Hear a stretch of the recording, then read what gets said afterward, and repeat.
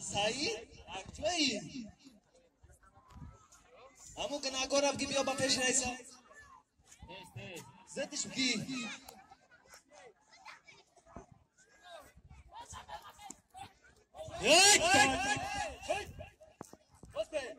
حدارت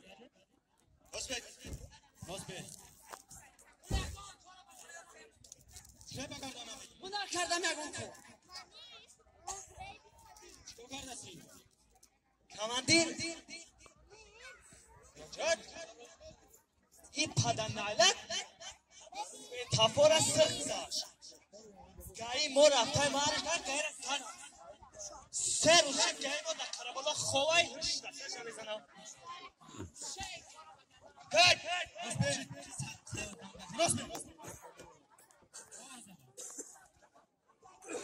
کمان گیره زدی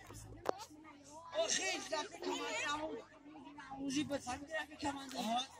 شما کنه کم زنم رو که دوستا شاید کرد هم بگریزم من بچه خون هم بگرد رفت کمان همون روز هم این سفت پرست چه زندگی همه گذاشت تو من گاهی گفت که سفت همه 5 سانتیمتر گذاشتم خمه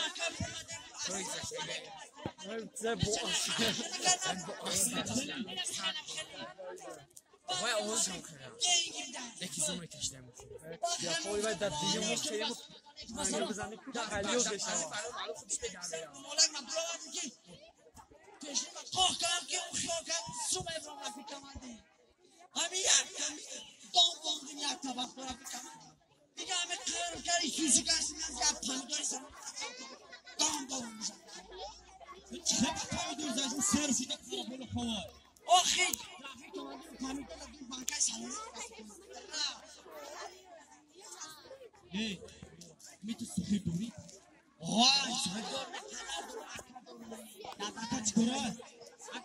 وزیر وزیر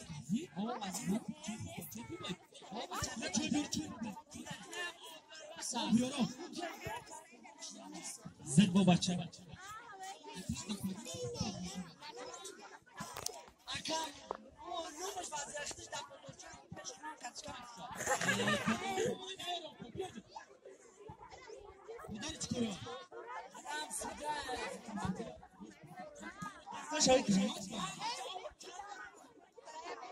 میارن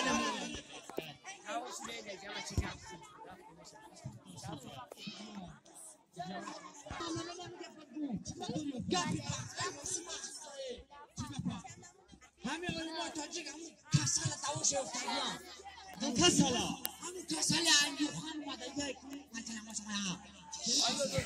ها باشه کسالی که مچنه ما نم شما بدونیم چرا فکر آمدی ویروسش میگن همه چی ویروس میگن کرونا ویروس همه علما تاجیک افتادی شما فکر آمدی علما تاجیک اوه دکتر علمی همین جان علمی تاجیک افتاد فتوه میفتش توجیک افتاش امیر راست بگم امیر بدونی ما چی افتاد چی افتاد؟ اردروغان قطی چی؟ اردروغان قطی همون کسالی